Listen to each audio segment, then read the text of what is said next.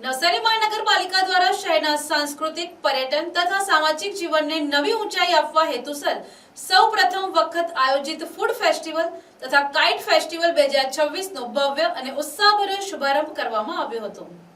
આ કાર્યક્રમનો મુખ્ય ઉદ્દેશ નાગરિકોને પરિવાર સાથે મનોરંજન, પરંપરા અને સ્વદેશી સંસ્કૃતિ સાથે જોડવાનો રહ્યો હતો। નવસારી મહાનગરપાલિકા દ્વારા શહેરના સર્વાંગી વિકાસ અને નાગરિક સુવિધાઓને વધુ મજબૂત બનાવવાની દિશામાં વધુ એક મહત્વપૂર્ણ પગલું ભરવામાં આવ્યું છે।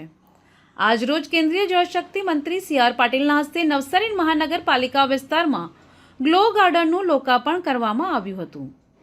આ પ્રસંગે કેન્દ્રીય જળશક્તિ મંત્રી સી.આર. પાટીલે જણાવ્યું હતું કે ગ્લો ગાર્ડન રૂપે નવસારીના નાગરિકોને એક સુંદર અને અનોખી ભેટ પ્રાપ્ત થઈ છે, જે શહેરવાસીઓ માટે પરિવાર સાથે સમય વિતાવવાનો એક આકર્ષક સ્થળ બનશે। મુખ્યમંત્રી શહેરી વિકાસ યોજના અંતર્ગત બનેલ ગ્લો ગાર્ડનમાં રંગબેરંગી લાઇટોથી 100થી વધુ એલિમેન્ટો, Mickey Mouse, Chhota Bheem cartoon character, neon, geometric wall જેવા આકર્ષણો બનાવવામાં આવ્યા છે।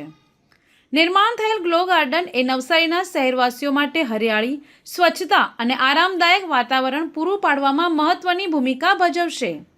આ સાથે નવસારી મહાનગરપાલિકા દ્વારા ફૂડ ફેસ્ટિવલ અને કાઇટ ફેસ્ટિવલને પણ કેન્દ્રીય જળશક્તિ મંત્રી સી.આર. પાટીલે ખુલ્લો મૂક્યો હતો।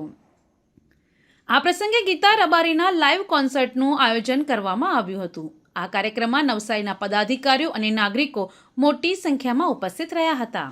જ્યારે ગુજરાત રાજ્ય શહેરી વિકાસના 2025ની ઉજવણી કરી રહ્યો છે ત્યારે નવસારી મહાનગરપાલિકાને આ દિવસમાં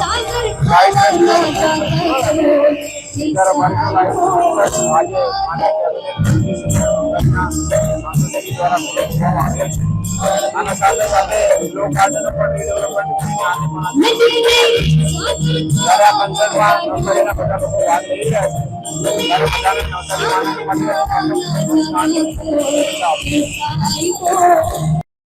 bureau report NTC news Navsari.